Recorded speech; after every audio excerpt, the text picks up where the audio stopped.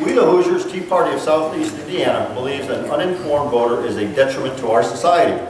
Allow me to quote John F. Kennedy, "Ignorance of one voter in a democracy impairs the security of all." But before we begin, we have a few items of business I'd like to go over. First of all, we'll be passing around a bucket by our very own Tom Carroll, which is asking for your help in continuing the work to pay for our website and things like that. Secondly, our next informed voter will be held here on April the 12th. At this time, we have not decided which participants, but we think possibly there will be quite a few candidates to be coming to this event. Thirdly, we would ask that you would refrain from cheering, clapping, or any other vocalizations or displays while these speakers are answering questions. They have come here to inform us as to their position on the relevant issues of the day. Both of our guests have agreed to stay afterwards also and meet you individually and answer questions. Tonight, we are pleased to welcome Dr. James Crone and Mr. Luke Messer. Dr. Crone is a sociology professor at Hanover College, having graduated from Connersville High School, then on to Indiana State University, where he obtained his Bachelor of Science and Master of Science in History. He then continued his collegiate work at the University of Kansas, where he obtained both his MS and doctorates in sociology.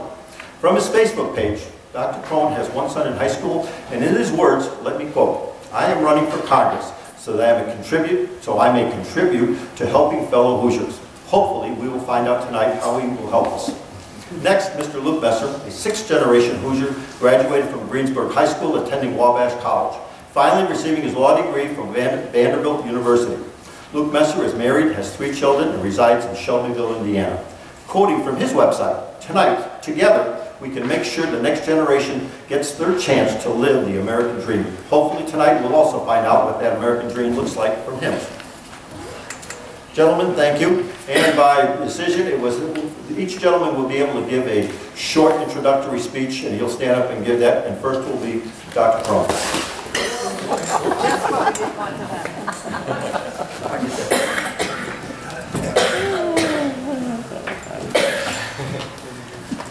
That's quite an opening. Yes. Thank you, Alex. My name is Jim Crone, C-R-O-N-E. I grew up in Connersville, and my father was a high school teacher at the high school for 43 years and never missed a day of school. And so I grew up in a family with a lot of emphasis on education and on teaching. Could you use that mic? I think Alex doesn't want us to use the mic, okay? And so, can you hear okay? Okay. And so I grew up in a family which emphasized teaching and education, thinking, critical thinking, etc. Was also an athlete in Connersville, played football, basketball, and baseball. Was on the Indiana All-Star team here in Indiana. And with some of the guys that maybe you may know down here in the southern part of the state, Larry Humes from Madison was Mr. Basketball that year. And I had to play against him in the semi-state my senior year, and then had to play against him again in college when he was at Evansville and I was at Indiana State. But I then was a history major at Indiana State University, and got a master's degree in history and also in sociology. Was a high school teacher in Danville, Indiana, just west of Indianapolis, for 3 years, because I knew I wanted to be a college professor, but I wasn't sure how teaching was. I wanted to try it, and I loved it. And after 3 years, then I decided I was ready to go to graduate school to the University of Kansas, and I was there for 7 years. Working on the master's and the PhD. I was lucky that Hanover College offered me a position when I finished my PhD, because my parents were still living in Connersville, and I wanted to be able to visit them from time to time. And so I've been at Hanover College for 30 years. I'm a sociology professor. I teach 7 different courses. I just got out of my senior seminar this afternoon at 3 o'clock, went right into a faculty meeting for the whole campus, hoping that it would be done by 4:30 and I could be on the road by 5. And the president of the university, and you don't say no to her, she talked a little bit longer, and it was after 5. before the faculty meeting was over, so I couldn't get started until about 5:20. I've loved being a college professor. One of my courses that I teach is social problems, and I have a book entitled How Can We Solve Our Social Problems? I deal with inequality, poverty, the world's population problem, crime, problems of the family, and some racial inequality, gender inequality, those kinds of things. So I've been concerned about social problems for many years and have thought about these social problems and would like to do what I can, if I were elected, if you would honor me so, to be your congressman, then I would do the best that I can to work on these kinds of social problems. I think my overall philosophy would be that I am civil and I would want to be very reasonable, use a lot of common sense, and I'm willing to compromise. I think we have to compromise when needed in order to get things done. And if I were in Congress, I would like to see us get some things done and work together rather than to be so at one end or the other end and not work together and get things done. So those are my introductory comments, and that's about it. Thank you. I'll try to come up here so that maybe it's a little easier to hear. You know, many of us have heard the old adage, when your neighbor loses their job, it's a recession. When you lose your job, it's a depression. And when Barack Obama loses his job, it's a recovery. Okay? And, you know, those of you who remember your history will remember that's sort of a Ronald Reagan line about Jimmy Carter, but I'll tell you, as true as it was in 1980, it's true today. My name is Luke Messer. I'm a Christian. I'm a conservative.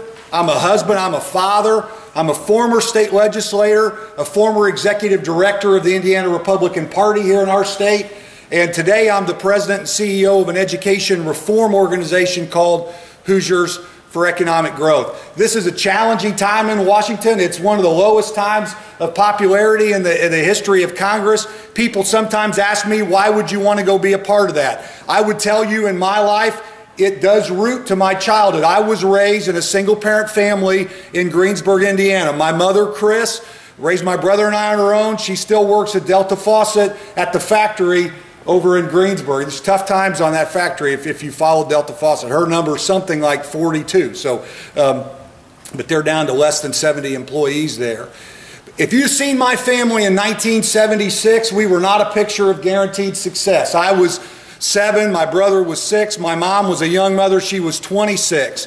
But you know, my mother never doubted that in this great country, if we worked hard, we could build a life for ourselves. And I've told many groups, because she never doubted it, her boys never doubted it either. And I've seen time and time again in my life in this great country, if you work hard, the possibilities for leadership and achievement are endless. But I ask every room I talk to, do you think that will be true for the next generation? Do you believe the next generation will have a chance to grow up in a country where no matter what their station is today in life, they'll have a chance to live the American dream? And if your answer to that question is no or even maybe, then we have a lot of work to do as a country. I will tell you, you'd probably tell from my opening, I think we are poorly led today by our current president. But I believe Indiana has a lot to offer to this country in what we've done under Republican leadership over the last 7 years. I was in a very unique position. Gotta get down here and look real quick. I was in a very unique position when I was in the Indiana General Assembly. I was executive director of the party when we recruited Mitch Daniels to come run for governor, helped get him elected. I was on House Ways and Means when we balanced our first budget under his tenure. I will tell you, I remember being in the room when we swept in the team in 2004. The veterans in the room, and by that I don't mean military veterans, the folks that had been there in the General Assembly for 10 or 20 years, they were having a debate. Well, are we going to balance the budget in 4 years, or are we going to do it in 2 years? If we do it in 4 years, politically that'd be a little easier. We do it in 2 years, that'd be a little tougher, but you know, maybe it's doable. And the governor walked in the room, he said, we're going to do it in 1 year. And that's going to include the paybacks of the teachers union, delayed payment to school. Some of you may remember what we were doing back in those days. It was the most important decision of his tenure because it gave us an opportunity in the subsequent years when the economy went south to do lots of things we would not otherwise have been able to do. If you look at the total level, some of you may know this, some may not. Our total level of state employees in Indiana today are at 1974 levels. We've got fewer state employees than at any time since 1974. Our total state revenues are at 2007 levels. And yet, have you been to a B&V lately?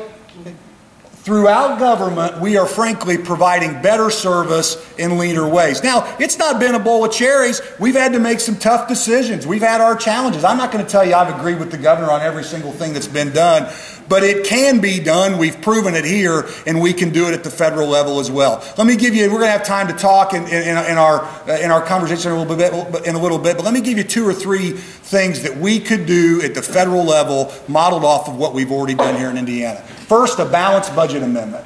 Okay? We've had one in state government. It's made a big difference.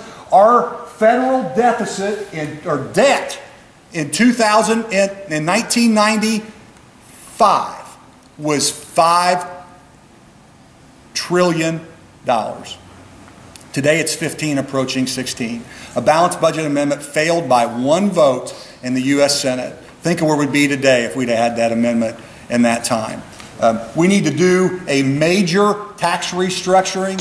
I would support a fair tax or a flat tax. It's the best chance we have to duplicate the kind of Reagan miracle that happened in the 1980s. And we need major civil service, Newt Gingrich, we've heard us talk about this, but major civil service reform. One of the problems you have in the debate in Washington today is everybody looks at the same cost curve, and it's a question whether you're going to tick it a little bit north or a little bit south. Of course we're never going to get things turned around doing that. We need to think in big, big ways, much like we did in Indiana. If you had that kind of reform, you'd have the opportunity to do what we've done in Indiana, which is, you know, not have mass layoffs. That's not what we did as a state, but we were able to essentially just not rehire people, have a hiring freeze, and make a big difference over time. Are we getting close to our time limit? So with that, we got an hour here. We'll get an opportunity to talk, and we'll look forward to the opportunity.